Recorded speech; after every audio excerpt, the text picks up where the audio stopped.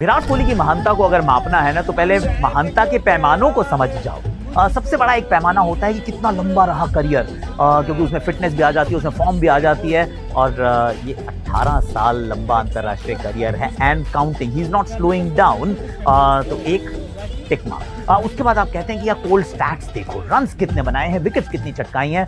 He is gone past Kumar Sangakkara, second highest run scorer in the history of international cricket. सिर्फ अब सचिन तेंदुलकर पाजी के पीछे हैं and he is been absolutely spectacular. उसके बाद आप कहते हैं कि अडेप्ट कितना करता है खिलाड़ी। और तीनों फॉर्मेट खेला है, अलग अलग देशों में, अलग अलग कॉन्टिनेंट्स में जाके वहाँ रूल किया है, डोमिनेट किया है, डिक्टेट किया है, अक्रॉस फॉर्मेट्स किया है। और अभी भी अगर आप देखो तो he is adapting, right. One day की अगर कोई डिमांड बदली है, he is also evolving। तो अडेप्टेशन भी है और साथ में एवोल्यूशन भी है।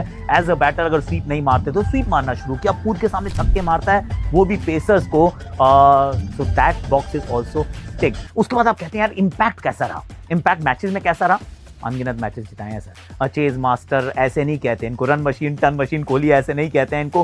क्लच मोमेंट्स इन्होंने विश्व स्तर पर, विश्व कप्स में बहुत सारे भारत को जिताए हैं, टेस्ट मैचेस जिताए हैं। He is been outstanding, he is also a leader. तो वो भी दो बॉक्सेस को आप टिक कर सकते हैं क्योंकि उन्होंने सिखाया है सबको। And the last but not the least is actually, have you inspired a generation, have you brought about a change.